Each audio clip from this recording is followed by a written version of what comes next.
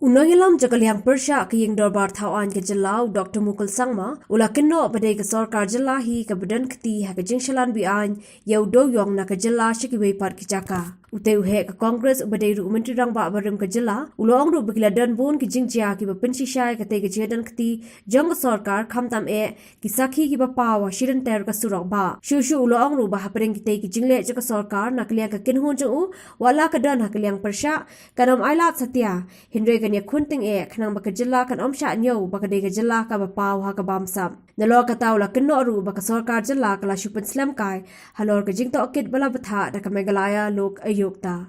What has drawn our attention and concern, I would say rather a concern of a serious nature, is the recent development that has unfolded. The state government of the day trying to resist the overall process of law mandated by the act passed collectively, unanimously by none other than our own Legislative Assembly in 2014. Any extent to see that the sense of responsibility prevails and people fear to engage in rampant and continuous corruption. Now look at how the government of the day has been trying to somehow delay the whole process of investigation even after what has been attended to by the mandate of the law by the Lok Ayukta. And this is a serious trend, unprecedented and unwanted trend. If we want anti-graft law to actually prevail and ensure that the state ultimately becomes, as desired by the people, a corrupt-free state, and people in public life and the government employees maintain probity of utmost high order. That is the intent of the law. What is happening is that there's a complete attempt of the government to scuttle this process of law, and we will not allow it. We will not allow it.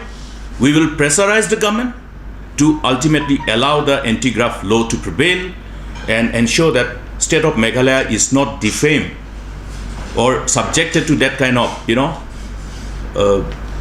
narrative which revolves around corruption and irregularities. Now what is Meghalaya being referred to as? Is denial. It's a denial mode, continuous denial mode.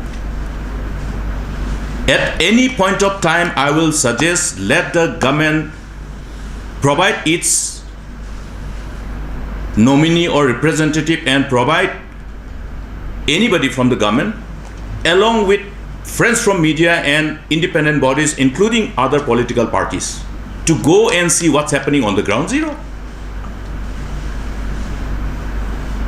To substantiate his claim that there is no illegal mining going on and there has been no such illegal mining. I'm ashamed of the statement.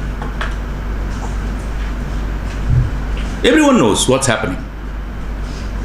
You just go to the national highways, you go to Assam, there is a cartel working. They have created a cartel.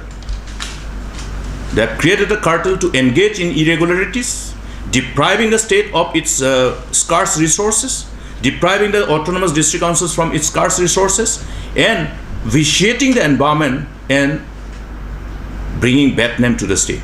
Talking about scarce resources. And look at this just one example I have placed before all of you to understand. Even for anybody, any citizen, any common man to understand how state is being deprived of the resources.